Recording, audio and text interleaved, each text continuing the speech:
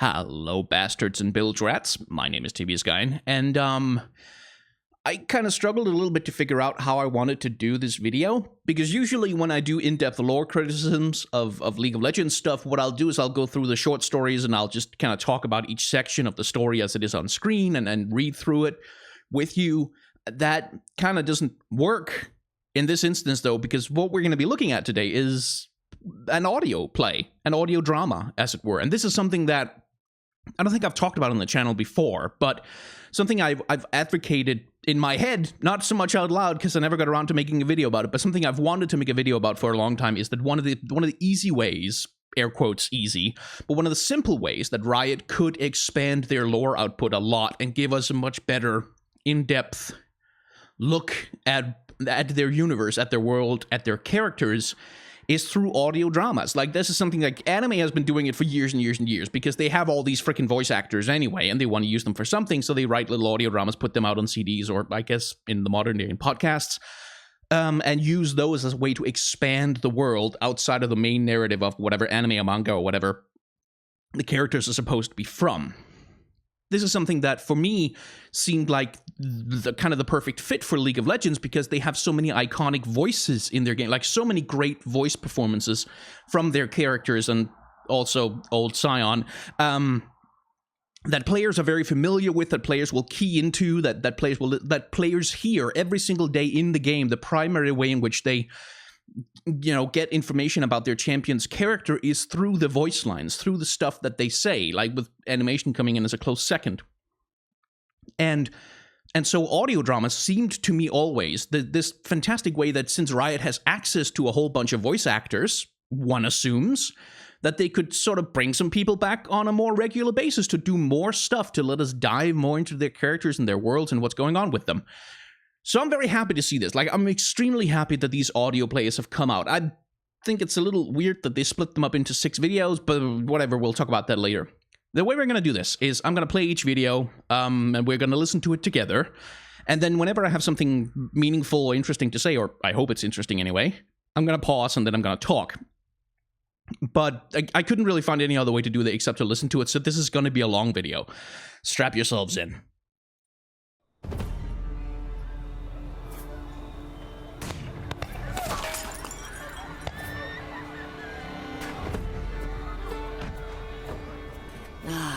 Bilgewater, a port city like no other. Home to serpent hunters, dock gangs, and all manner of weird and wonderful folk from across the known world. No better place to seek your fortune and make your name. Tread careful, though, or your purse and your throat will be cut as soon as you step onto the wharf. There's no law in Bilgewater after all. It's an old place, with its fair share of myths and legends. Who even knows how many are true? But if it's stories you're after, well, you've come to the right place.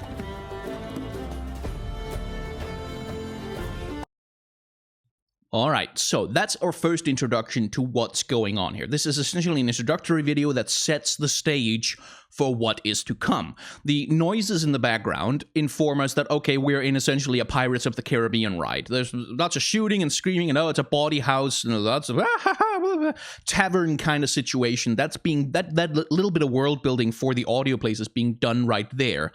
And then we have the lady's voice coming in, informing us about a couple of other things. Now, you might know about the International Talk Like a Pirate Day. A day upon which you're supposed to talk like this, essentially. But what you might not know is that that particular accent, that pirate voice, that pirate accent, was functionally invented by a British actor from, I think it was sometime in the 1940s, who played a production of Treasure Island, and he was playing the character of Long John Silver, and it's an actor called Robert Newton, and he gave him essentially a West Country accent from Britain. That's essentially what he based the performance of Long John Silver on, and that became so iconic that in the future, like pretty much all pirate media to some extent has tried to copy it. That's why we get pirates talking like this. Arr. Like that's basically everybody has been doing kind of an impression of that or a reaction to that or have tried to react against it by giving pirates posh accents or giving them different accents, but nonetheless in the popular consciousness, the pirate voice, the pirate accent is always associated with that British West Country accent, which from a historical perspective is a little weird because you got a lot more pirates in the Caribbean who, like, a lot of them were like escaped slaves and, like, you know, native people from the countries that Britain had conquered, and they were out raiding ships. In fact, there's a lot of different voices that pirates could speak with that aren't West Country British accents. So that's a historical oddity, but that's also something that's going on here. The lady who's talking to us here has that particular kind of British accent because that's what we associate with tavern wenches and pirate situations and all that kind of junk. But that's also going to be one of my criticisms is when it comes to, like, Riot have been very good about making it clear that Bilgewater isn't just full of English actors doing West Country accents to pretend to be pirates. It's a place with a whole bunch of different kinds of people from all over Runeterra, all kinds of colors, all kinds of cultures come to Bilgewater to make their fortune or to buy a ship or to do a thing or on a revenge quest or whatever it may be. So there's a whole, like, host of melting pot of different cultures.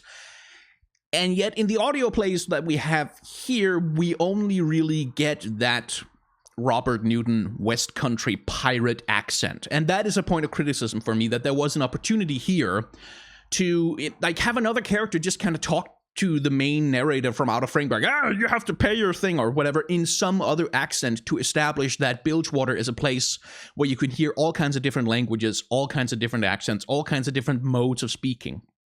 And I bring this criticism up first because besides that criticism, I have really nothing but praise for the voice actors behind this. They do, like, the guy playing Lars in this thing, and we're going to listen to him in a moment, does a fantastic job. Because something that's important to keep in mind is that audio dramas like this are really freaking hard. Like, it's really hard because you have to, there is no, like, you get the visual of the tavern in the background, but that's all that this actor has to help him convey the location that he's at, the relationships that he has with other characters, how the scene is playing out, how the scene feels, how everything's going on. And they do try a lot with, like, a musical background and sound effects and sort of ambient noise to try and help the actor establish that scene, but all of it really comes down to the actor's performance. Like, that's, if that doesn't work, everything else falls apart. And the guy playing Lars in this thing, is there a name? No, there wasn't. Just does a fantastic job of that. So here comes the first story. This one is about Nautilus and explaining some of how Nautilus operates under his new lore conceit.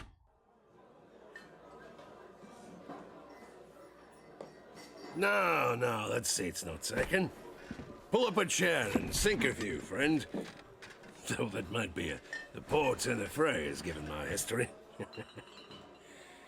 I've seen a few shipwrecks. Been in one myself, as it goes. Back when I was young like you. And the name was the Ophidian, that ship. Pulled down beneath the jagged straits. I was the only survivor, too, man. Maybe you buys me a drink and I'll tell you about it. Huh. This? No, this coin's not for spending, friend. That's my lucky kraken for to pay the tithe. The tithe? You know the tithe. Everyone knows about the tithe. Pay the tithe or face the ocean's wrath. Oh, by the bearded lady. So, here's our first introduction to the character of Lars, our primary narrator for the rest of these little audio play vignettes. He is a luckless sailor down on his luck, just begging drinks off strangers in bars and offering them stories in return. And he does a very good job of it at that. And all of this is conveyed to us here, right now, through just these first minute or so of audio, that information has already been relayed to us. That, you want to buy an old stranger a drink? That, okay, so he's obviously begging. And then the very next thing he does is, oh, this coin I have here that I've been, displaying for you and hoping that you would ask about. Well, yes, let me tell you a story about that coin. And then the moment that our character, the first person, like the character who he says you to, who's supposed to be a stand-in for the listener, the moment that character presumably asks about what the heck the tithe is, that's when he has his angle for going for the story that he wants. Like, all of that comes across so well. And by the way, the accent he's speaking with, I'm not an expert on accents, but I believe it is more of a Yorkshire-ish accent when it comes to this. If you happen to be better at British accents than I am, please go down in the comments and tell me what kind of accent you think Lars is talking with, because I don't think it is that "Brar, Jim, my lad" kind of Robert Newton, Long John Silver accent, but I think it is still that British accent, and I think this actor is going for more of a Yorkshire thing, up in Yorkshire, that kind of stuff. Which I'm probably doing terribly right there. But what I wanted to comment on here is that first minute, we get so much information about who this guy is. From the way he delivers things, he has this kind of world where he kind of, I'm an old sailor, I've seen a lot, kind of affectation to him, but he's also clearly a very social person, someone who likes talking to people, someone who likes telling stories, someone who likes to beg a little drink off people every once in a while, and that's all very well delivered, and I'm quite impressed by how efficient it all is, because if this had been done in text, like if all you had was the text, and you didn't have the delivery of the actor, this would be kind of ham-fisted and heavy-handed, like, because there's a lot of world building going on in terms of establishing terminology, like the tithe. You know about the tithe, surely the tithe to pay for the bearded lady. All that stuff is exposition for the benefit of the listener. And if that's delivered in text in exactly the way that it's delivered with voice here, it's not very good. Like, it doesn't read very well because it becomes very obvious to a person just reading the text that, oh, this is exposition for my benefit. But when it's delivered by a good actor who can create a character who would believably say this, who would believably do that kind of exposition, it works a lot better. At least I think so. Then you never heard of Nautilus either? The Titan of the Depths? Barkeep! Pour us around, barkeep. There's a good lass. This is a tale that needs an ale, as they say. And my friend here's buying.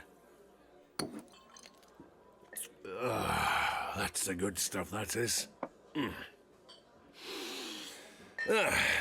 'Twas almost 30 years back now, returning from a hunt. I was a harpooner, finest shot in the slaughter fleets. We'd caught ourselves an axe-fin leviathan. One of them big mean buggers. And we was hauling the beast back to port. It would... And here I step in again. Again, notice how much world building this guy is doing. In describing what he used to do and using that specific terminology. And again, in writing, this is the kind of thing I would be kind of bothered by, because it's so dense and so heavy-handed early on. But because we get the ancillary world building with the noises and the visual on the screen and the particular affectations of the guy's voice and so on, like, because it's a person talking to us, I think generally that as an audience you are more likely to listen to them kind of ramble a little bit, kind of go off on an explanatory tangent that you maybe as a reader don't need, but which nonetheless, okay, that's just how they're delivering the story. You're more forgiving. And that's some of the power that comes with audio dramas, is that having someone reading a story to you or telling a story to you, naturally, you're going to be more forgiving than when something is in text where every word has to count. But for this guy, he can meander. He can go off on a tangent. He can say some stuff that's not kind of relevant and kind of catch himself and pull himself back again. And it all just adds to the story. It adds to the feeling of sitting next to a bar with an old drunk telling you a ripping yarn so you'll pay for his drinks. Like, all of that works really well. And all that stuff about they've catched himself a Leviathan eye and I was a harpooner on the slaughter docks, all of that is establishing aspects of the world of Bilgewater to us without really diving into them too much, without over-explaining them, but just mentioning that these are things that exist and we can kind of infer what they are from the way that he talks about them. And okay, so he's a fisherman. That's where we are at. He's a man of the sea. Excellent. So and I love this kind of stuff. I love how efficient this is with the language while making room for personality. Just before dawn, Bilgewater's city lights flickered in the distance, beckoning us in. There were razorfish and berserker sharks following close by, because the axefin was oozing into the water, see?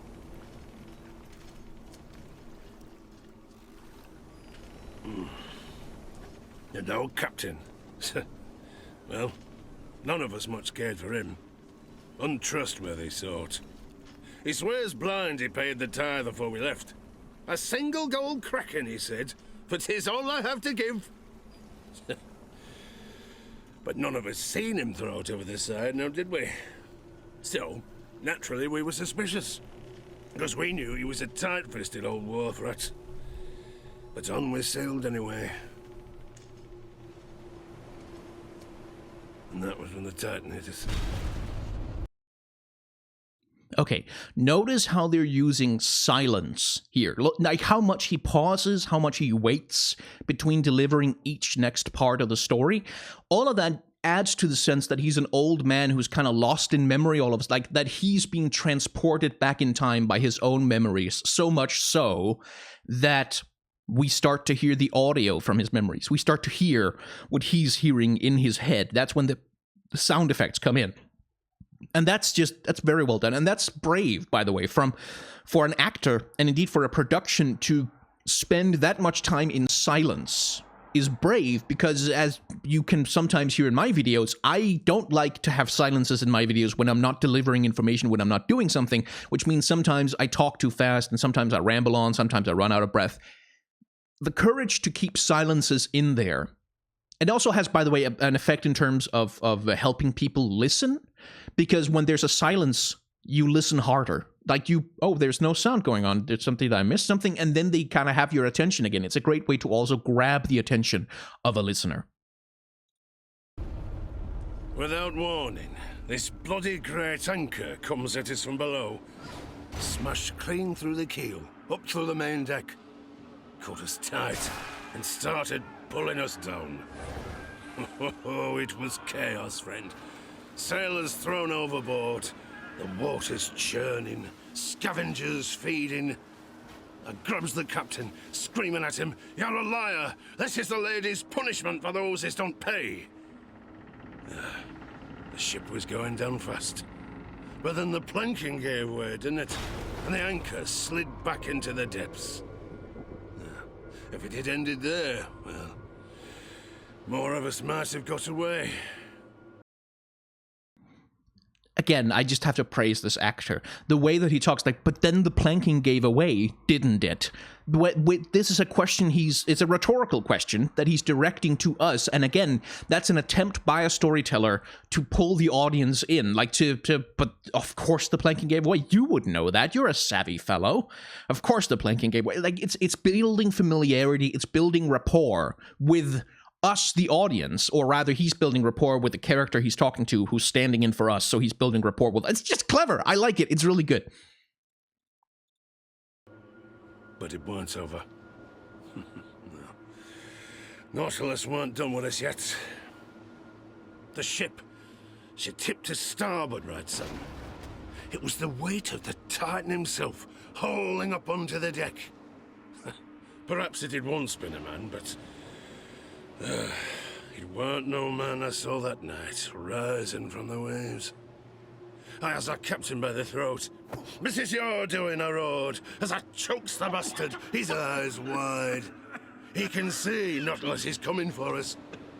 So I shows the captain away down the slanted deck, and this thing catches him in one hand, if you can believe it. It was so big, the fingers closed completely around his body. And the captain weren't a small man by any stretch, no. "There's your tithe," I yells, and jumped overboard. I don't know how long I was in the water. Must have only been seconds, but it felt like an age. But the sea scavengers didn't get me, Mother Serpent be praised. Pulled myself up onto one of them stone pinnacles out there in the straits. and I watched the Ophidians sink. Nautilus still held the captain, squirming and wriggling like a stuck worm, but there were no escaping that grasp. The Titan was just standing there, motionless as a statue. I watched them go. Down, down into the darkness. Why spare me? I don't rightly know. Perhaps I was the only one to make an offering. Okay, so notice here, there's a clever little thing being done here from a storytelling perspective that we kind of drift in and out of two different versions of the story. In not in an explicit sense, but in the sense that when he's delivering his big line, you know, "There's your tithe," I yelled and shoved the captain down the deck. Sometimes you get the feeling that this is a very practiced story. And that's the actor's delivery making all of this happen.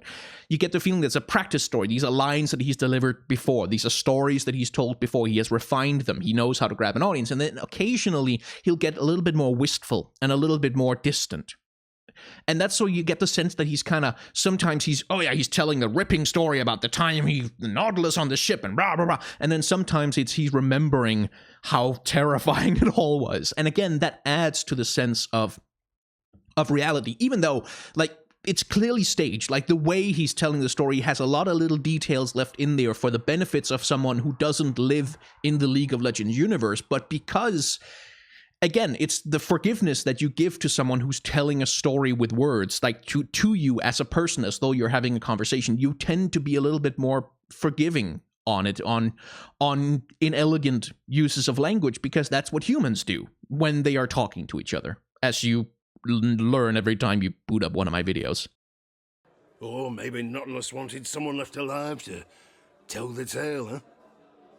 But on the darkest Bilgewater nights, when the murder fog rolls in, you might hear him wading out from the shallows, slow and steady like, dragging that accursed anchor in his wake.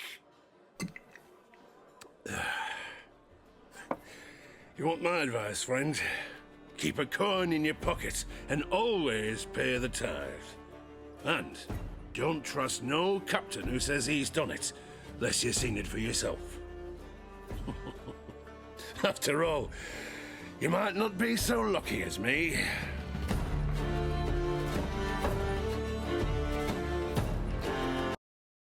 So what is this story telling us in terms of Nautilus? Like, because that's really what's going on here. These audio dramas are an excuse to give us some insight into how the residents of Bilgewater talk about the champions that are associated with Bilgewater, how they react to them, how they feel about them. And what this is telling us about Nautilus is that, more than anything, he's seen as a force of nature. And Lars here alludes to it, and that's probably the most inelegant passage in this thing, saying, perhaps that thing was a man once, but it weren't a man no more. Like, that one is a little bit on the clunky side. I think that's one of the few lines that is a little clunky, but it's nonetheless telling us something about how Lars, and by extension most of the sailors in Bilgewater, probably see Nautilus as this thing that you have to pay the tithe, because if you don't, he comes and gets you, and it's fucking terrifying, and he's very big, and he's a monster who comes from the sea and does terrible things. He's a sea spirit to them. There's nothing in there about his personal story, which we get from Nautilus's lore, about being a guy who goes out scavenging ships, and then he goes to the wrong ship, and then he falls into the deeps and blah, blah, blah. None of that is there. Lars only understands him as he is now, the stuff he does now, through that lens. And that gives us a perspective on how to relate to the character of Nautilus from being not inside of his head, not privy to all his secret lore written down on the website somewhere. This is a nice perspective. And again, I want to compliment this, because this is something I've been asking for so long from Riot, that they do more stuff that builds the world, that lets us know how characters in the world relate to each other, feel about each other, behave around each other.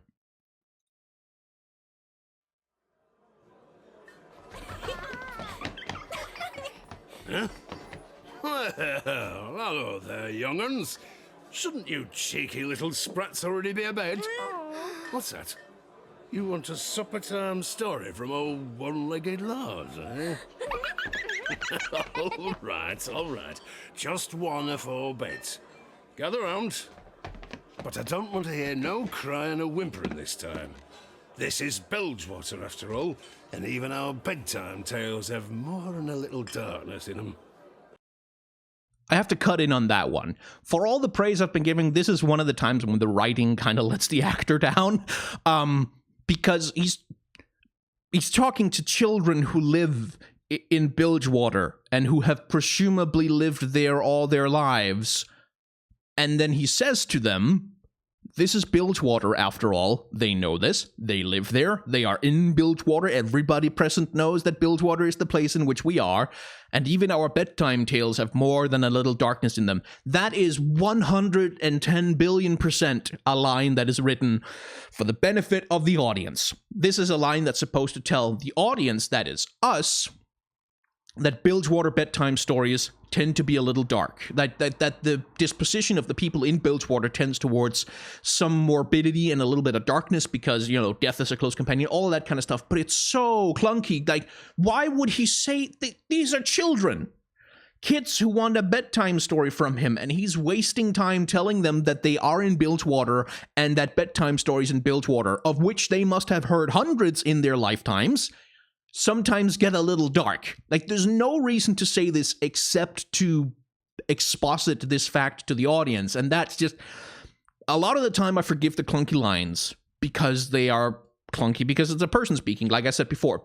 This one is just... This is the egregious one. This is one that's kind of been haunting me a little bit, because it's like, why would he, with the kids who are just...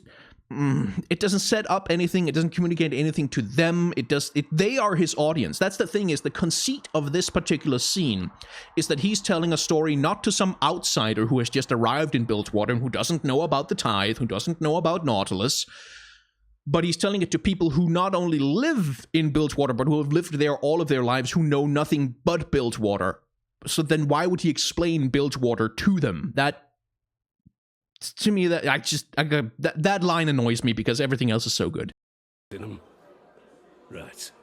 Now, you've heard of the Tidal Trickster, the little ocean sprite they call Fizz, ain't you? Yeah.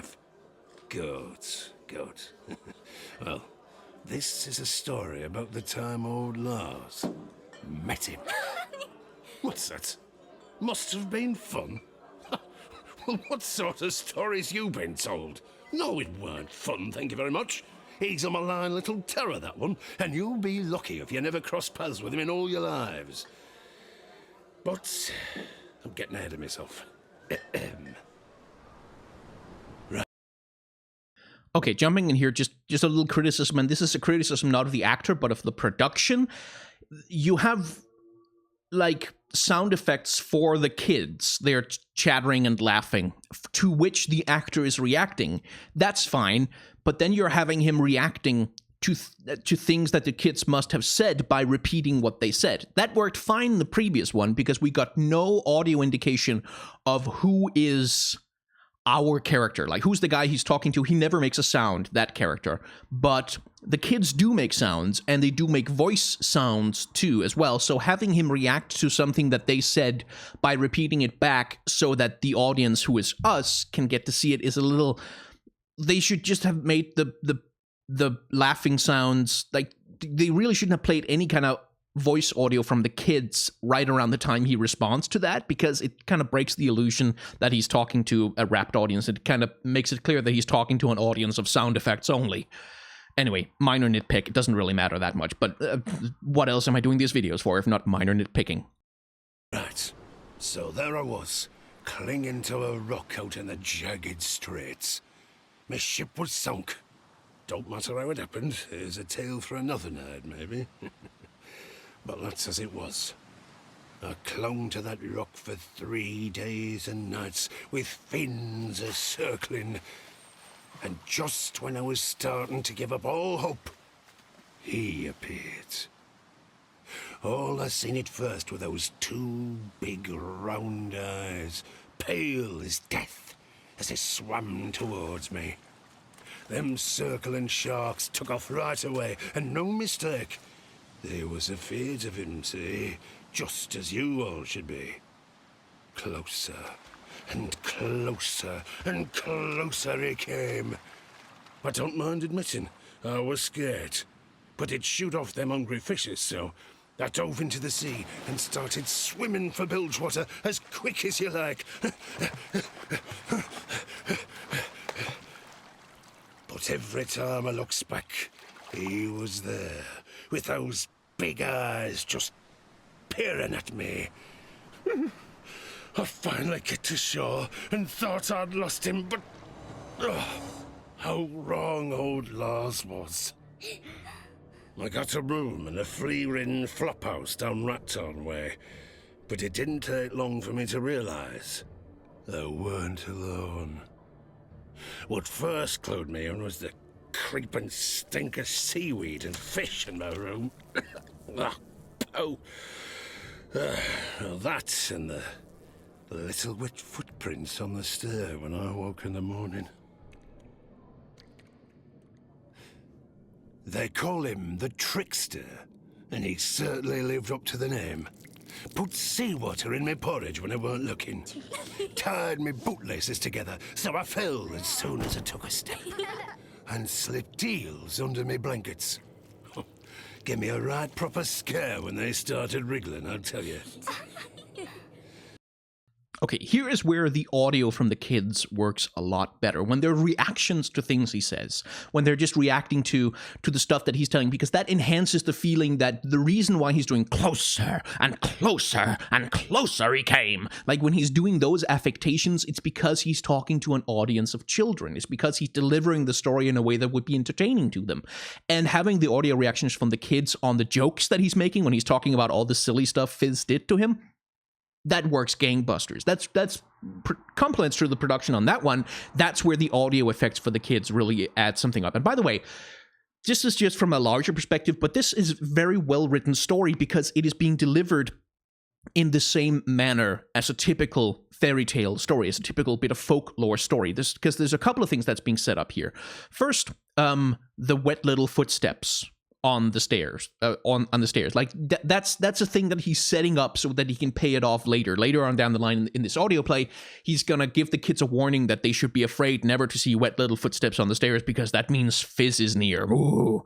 Like, and that's such a folklore fairy tale kind of thing to do. That's a setup and payoff that works gangbusters for that genre. The second thing that he's doing is talking about all the stuff that Fizz does to him. Like he ties down his shoelaces, he puts seawater in his porridge.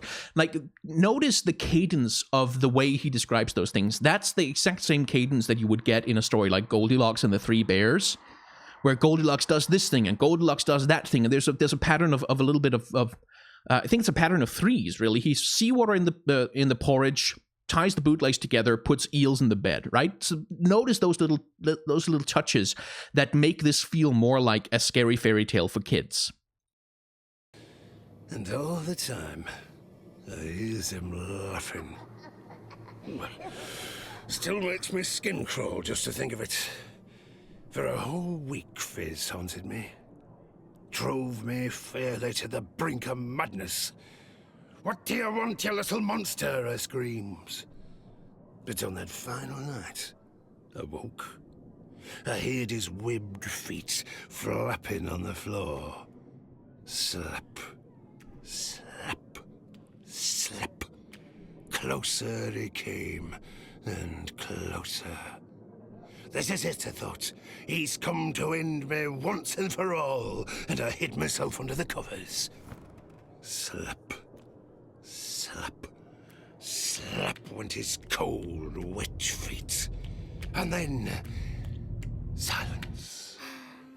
I lay there, cowering for what must have been an hour afore I dared peek. Slowly I reaches out, lights the lamp. And do you know what happened next? Nothing.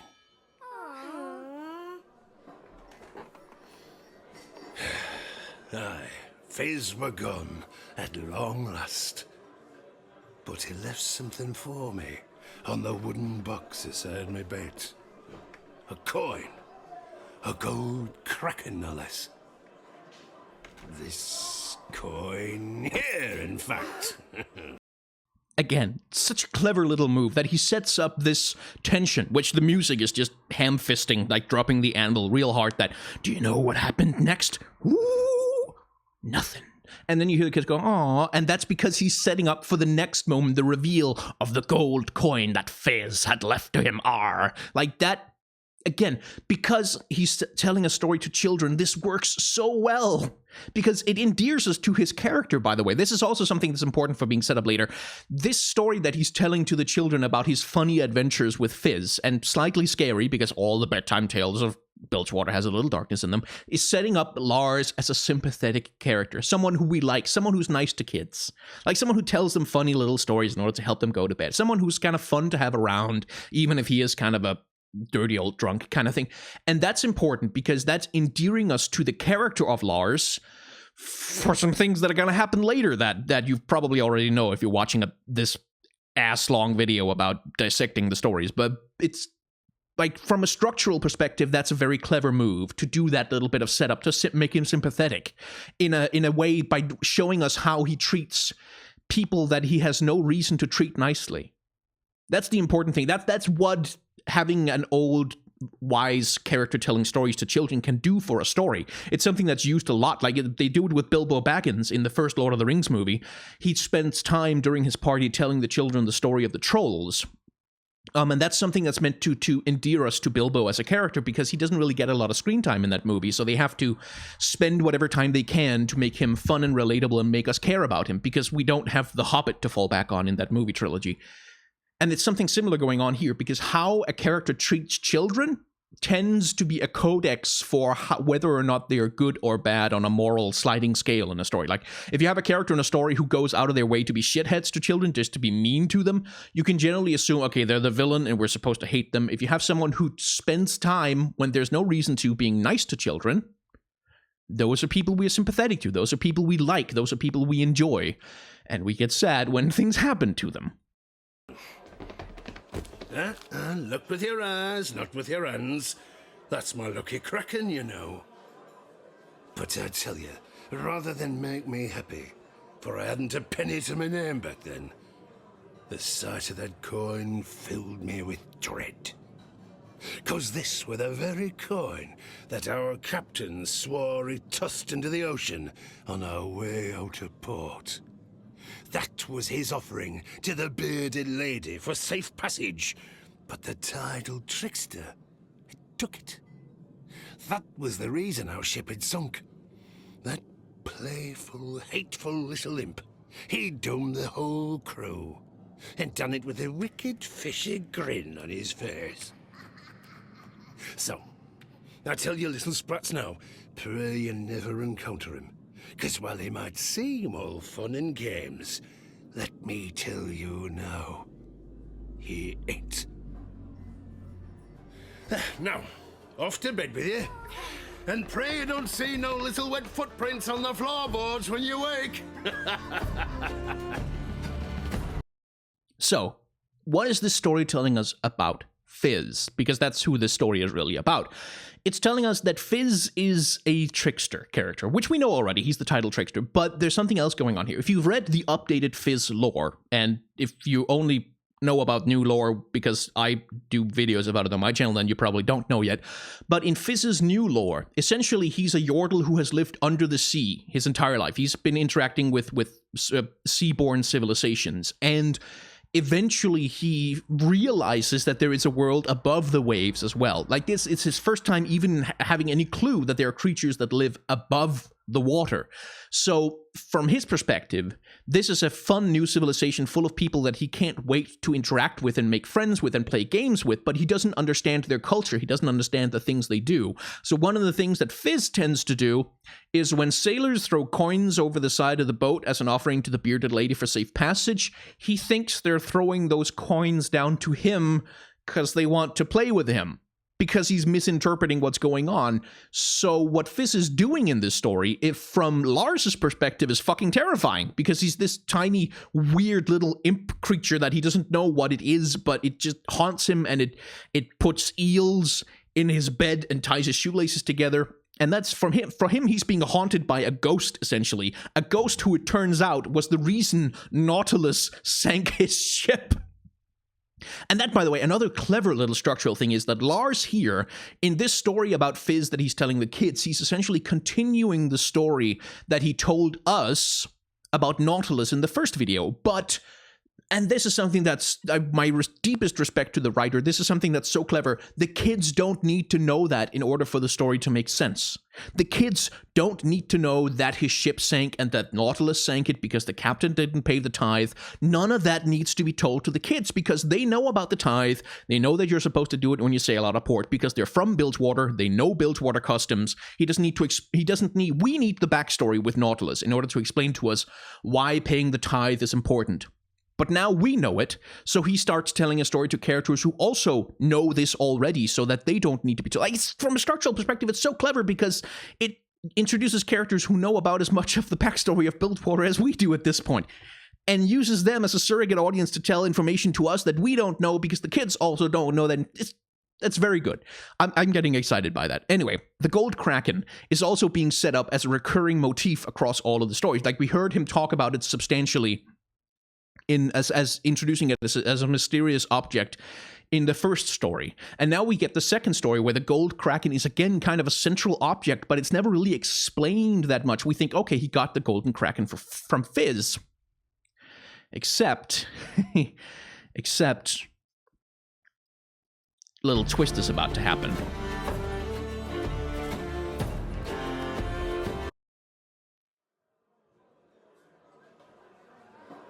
Ah, that's quite the hole you have there. One at the tables, was it? Well, here's to your very good health. Cheers. Oh, no. I'll not be rolling the dice with you. Not a gambling man no more. So it tells myself. There were a time, though. What's happened? Not a gambling man no more, or so I tells myself. That's a really good line from a character building perspective because it tells us that Lars has a certain amount of self-insight gained over the bitter experience of a long life, no doubt. But it also tells us something about who Lars is as a character. He's not just the old fisherman who was stuck in a bar for a long time. He's also someone who's actually, done some unsavory things in his life. He's been a gambling man, as he's about to expound on substantially. But that little line was just really well crafted, and I wanted to remark on it. The River King happened, that's what. Aye, two coats. That old devil Tahm Kench. He's what's happened. I was bilge poor, beg your pardon, and living in a flophouse. Had nothing to me name, not till a single gold kraken. Aye, this one here came into my possession. I could tell you how, but you'd call me a liar. So, with this one coin, what I ought to done was pay me debts and find a new crew to join. I was a harpooner, see. Should have put aside whatever was left for the future. Been responsible like. Harpooning's a harsh life, even for a younger man. But that's when the River King found me. Why work someone else's ship, he says. Slaving away, risking your life for next to nothing, when you might have a ship of your own. I just had to think bigger like. Of course, one kraken won't buy a ship, but he had an answer to that, didn't he? Dice. Okay, so, again, just my compliments to the actor because he's doing a brilliant job of mixing Lars's natural accent with Tahm Kench's southern drawl. Tahm Kench is the southern gentleman, after all. And again, it might be that this is just the actor's native accent, and he's just mixing that. But, like, one of the hardest things to do in voice acting is to do a character who's trying to do an impression of another character. Like, because that's deep. Like, if you want to see one of the greatest feats of voice acting ever, look up the Looney Tunes episode, and I think it is Duck Season, Rabbit Season, I think it's called Duck Seasoning, where Mel Blanc, who's the voice of both Daffy Duck and Bugs Bunny, plays Daffy Duck and Bugs Bunny doing impressions of each other. And it's it's incredibly difficult. Like, any voice actor you talk to will tell you that having one character pretending to be another character, like doing an impression, especially a bad impression of another character, is really freaking hard. Like, that's mental gymnastics on a high level. So just my props to the voice actor for that. One good throw of the bowls, and I'd have enough to start my own little operation. Others could do the danger work, while I sits back, nice and plumb, enjoying the profits. And after a few more drinks, you understand, that crooked devil's advice starts to make a lot of sense to my ears. So, blinded by greed and possibility, I went along with it. That night were a blur. I woke well afternoon the next day, my head fairly pounding. Had no idea where I was. Some fancy boarding house, as it turns out. But on the dresser were my previous night's winnings. More than enough to purchase myself a ship. But the River King, he'd given me a taste for something more. Why should young Lars content himself with a single ship when he could have a fleet? Just needed to chance my hand a few more times.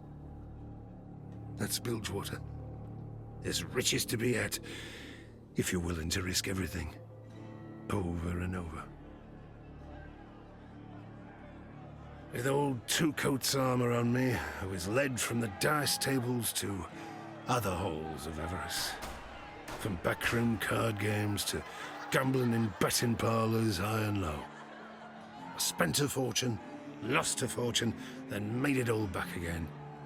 Around and that alluring spiral I went. I was feeling the hunger, the yearning, and it was pulling me down like a whirlpool. Years passed, and somewhere along the way, I'm ashamed to say I forgot what I was doing all this for. Forgot who I was. I had it all, but what never were enough. I wanted more.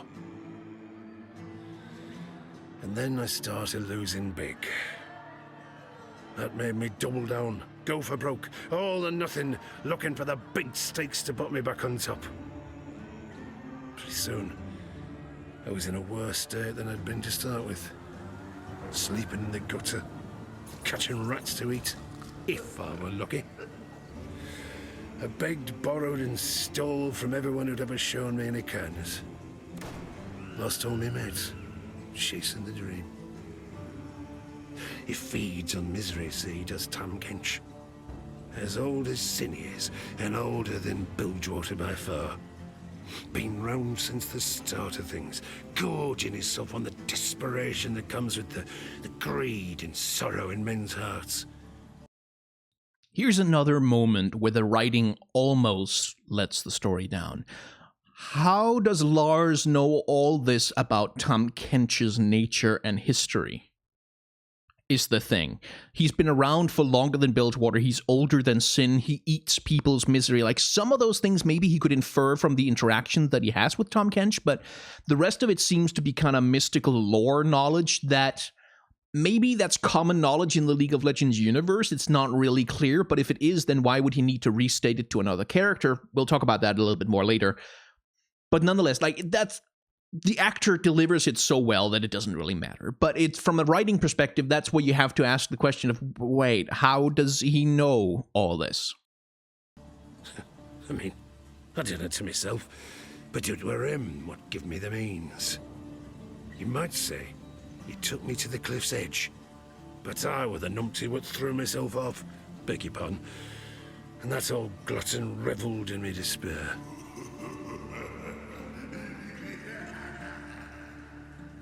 Came to me once more, he did, when I was at my very lowest, drinking from puddles, having sold me own leg to be used for chum. In the darkest night, whispering and cajoling, he pressed this gold kraken back into my hand with a knowing wink. 'Twere the same one I'd had back at the start. It were this damn coin that started me on that wretched path. He opened his mouth up wide and says, "It's not too late, Lars. Never too late.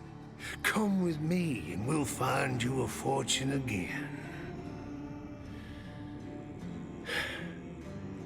Even after everything, I was tempted. Of course I was. But no. No, I resisted. Mother Serpent knows how. Two Coats only laughed. Said he'd be there when I changed my mind. And sure enough, the temptation's still there. No. Every day. So here I am. Friendless. Broke. All the best years of my life behind me. Wasted in those lost decades. Can't remember most of it neither, so no idea if I even enjoyed myself. Anyways, enough of my rambling. There's a lesson to be learned here. Keep your purse strings tight and never, ever make a deal with the River King. You've always got more to lose. So, what is this story telling us about Tahm Kench? Well, it's sort of restating stuff we knew about the character already. Like, Tahm Kench, weirdly, is one of the characters who never really had that much lore to his name. There never was that much. We had this story about the gambler that Tahm Kench kind of tormented and eventually consumed, but there wasn't that much explanation of who the character is. And then Tahm Kench was always, I think, a demon. But in the recent lore update to Bilgewater, he's reclassified much more explicitly as a demon in the same vein as Evelyn. But where Evelyn uses sexual temptation to get people in a position where she can hurt them and drink their physical pain, Tahm Kench drinks people's emotional pain. He feeds on emotional suffering, which is why he is who he is, which is why he's the catfish. You see, because that's the thing. He does like to eat people, probably also as well. But the thing he really wants is to make people miserable, to give them everything and then take it away, and then drink the suffering of people who have lost everything. And that's all kind of restating stuff we mostly already knew about him. But the thing that's unique about this story is that it's telling us something specific about the nature of the pain that Tahm Kench likes to inflict, the nature of the suffering, because as Lars says, he had done it to himself. That's the kind of pain Tahm Kench is after. He tempts people into doing terrible things to themselves so that he can drink that particular suffering in. It's not about just hurting people. It's about tempting people so that they hurt themselves. And the way he delivers it, the conceit of the short story is that Lars is drinking in a bar. He sees someone come in who has been lucky at the gambling tables, and he's like, it's clear that Lars sees a reflection of himself in that person. Like, he sees this young kid who's just won a bunch of money, who's there to drink his cares away or whatever, and he's reminded of some terrible shit that happened to him. And so he tells this story not because he wants someone to pay for his drinks, not because he wants to entertain an audience, although he still has his storyteller chops, but because he wants to warn them, because he wants to in some way pass on his experience so that other people don't make the same mistake as him. And so the delivery, where in the previous story about Fizz, the delivery was all about scary bedtime story for children, and all of the actors' delivery kind of delivered on that. He used a lot of those little, oh, closer and closer he came, flip, flap, slap on the floor, blah, blah, all of that. But that's not here. None of that storytelling flair is really here. This is a confessional. This is what a person says when they stand up in a secret meeting late at night and say, hello, my name is Lars and I'm a gambling addict. That's the style in which this story is presented, as the confession of a gambler, the confession of an addict who has ruined their entire life, who has driven away their friends, who has lost everything and has nothing left but drinking in an old tavern, telling stories to strangers in exchange for beer money. This is how he got there. This is why he is the way he is. And there is tragedy in there, and there's definitely trauma and sadness, but the way in which it's delivered is this, it's such a because again, it's choosing the format, because when you have these audio dramas, it's not an audio book. It's not a narrator reading a story to you. It's characters speaking to each other. So you have to choose the manner in which the characters are interacting to define the the tone of the story. So the first story about Nautilus was all about, oh, here's a stranger to Bilgewater. I'm going to impress him with some local lore knowledge and get a drink off him. So that story is all about big action moments. I shove the captain down the deck. There's your tithe, I says, and the anchor that's coming up through the depths and tearing things down, and I jump into the water and I swim for home. All of that big, bombastic, impressive action story stuff. That's in the first one. In the second one, he's entertaining some kids and giving them a subtle little warning about some of the supernatural dangers of Bilgewater. And it's just sort of a lighthearted, fluffy, kind of funny story with a slightly horrifying twist at the end about how Fizz decided to steal the gold coin that was supposed to protect the ship. And then the third story with Tahm Kench is just... it's a much darker, much more personal story, and so the delivery is much darker and much more personal. This is a man confessing his sins, and that's... again, from a structural perspective, this is just so freaking well done. I'd love to know who the writers are on this thing so I can tweet some compliments at them or something, because it's so good. Anyway, on to the last one.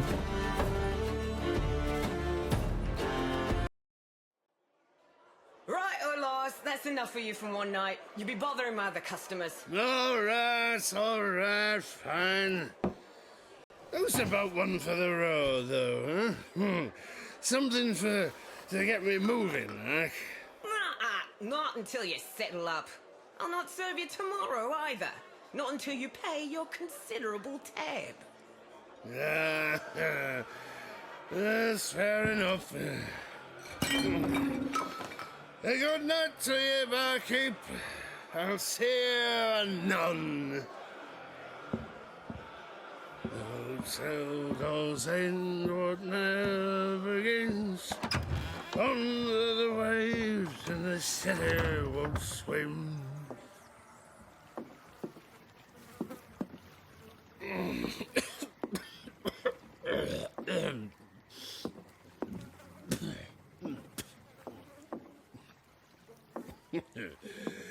Slip deals under my blankets.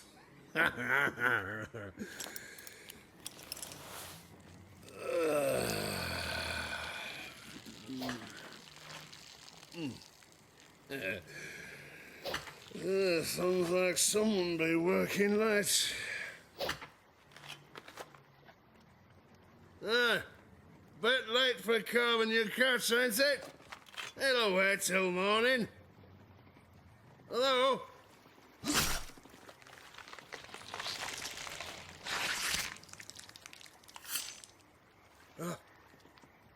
Oh, by the lady's beard. I've seen nothing, friend. 'Tis no business of mine. I'll just be on my way. You look familiar. No, it can't be. Pike. You're dead. The beast took you. Yes. You were there. You cut my line. It weren't me. Honest, I told them. Told them it weren't right.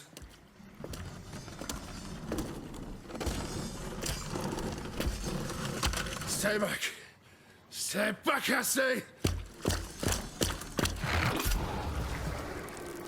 What? Woody. Mother of servants! How can you could slash your watery madman?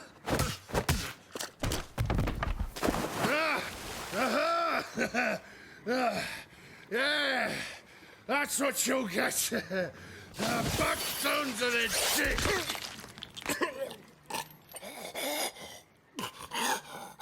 Another name off the list.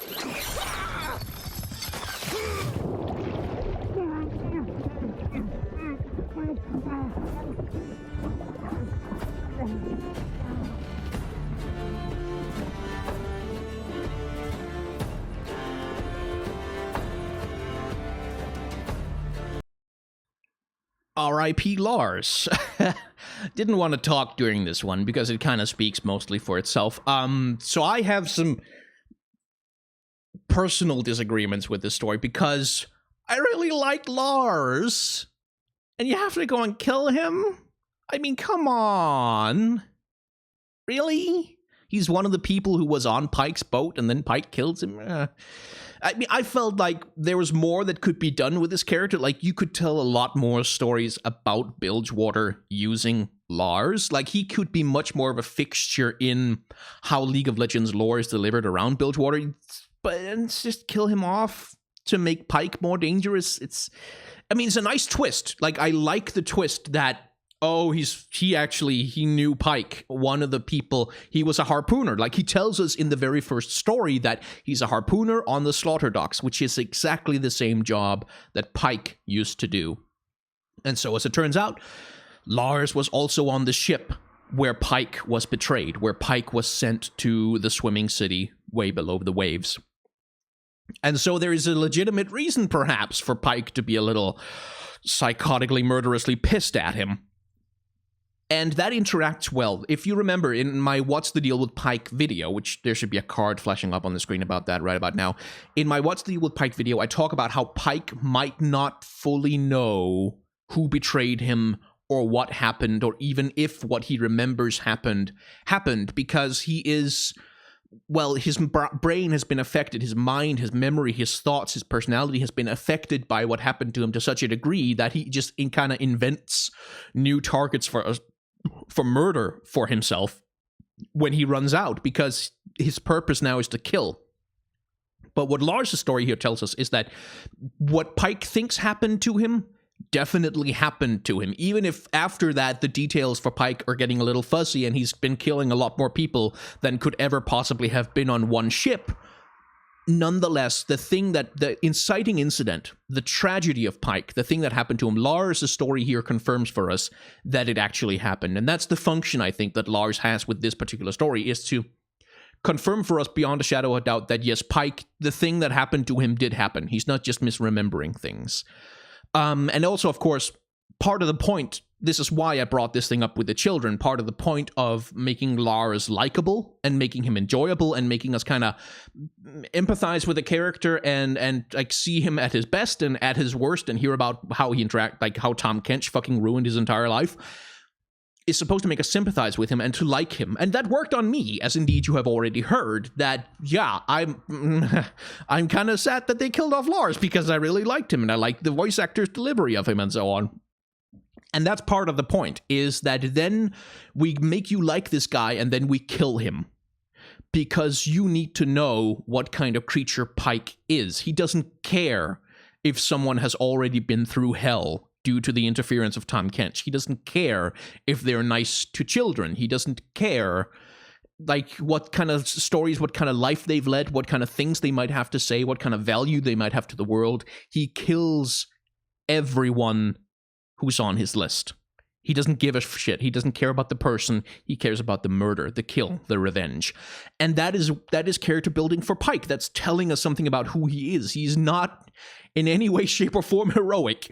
He's just terrifying and kind of evil.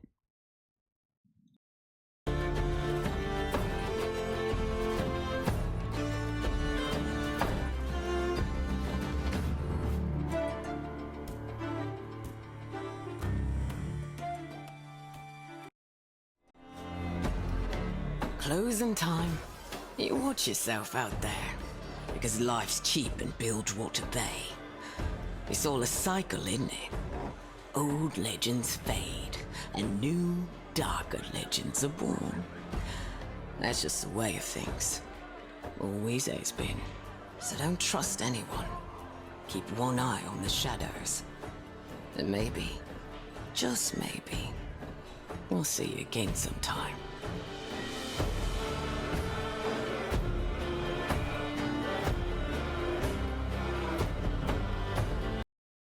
Yeah, so this is where a few structural criticisms. Why have this as a separate video, this outro, and why have the intro as a separate video? It's a little, from a structural perspective, it's a little weird. I get completely why they split the stories up. I completely get that, because that makes sense especially on YouTube, from a YouTube perspective. I would have liked to have them all as a podcast, as a long stories of Bilgewater kind of thing, and maybe with a little interlude between each story with a narrator kind of setting the stage or something. That would have been nice. But here on YouTube, having a 1 minute and 15 seconds video at the opening and a 1 minute and 15 seconds video at the end is a little waste of time-ish. But that's about the publishing format. The more relevant criticism I had to make was that in the opening, the narration voice we hear is just a narrator. That's how you understand it when it opens. It's not necessarily a character in the world that you're listening to. It's a narrating, omniscient storyteller voice, setting the stage for you, helping you get into the mood of what you're about to listen to.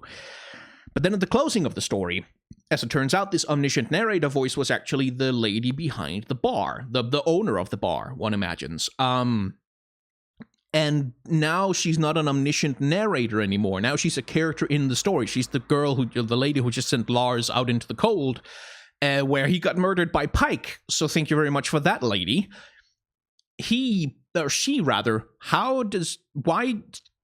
My thing is, she speaks with this omniscient narrator voice, telling us that old legends fade and new, darker legends are born. This is, again, expository dialogue. This is the kind of stuff that a narrator can say, but a person who lives in the world that's being narrated about really shouldn't. And so it's a weird decision to me to make that voice the voice of the barmaid, unless she's supposed to be some kind of supernatural, all-knowing creature, which there's no indication that that's what's supposed to be happening.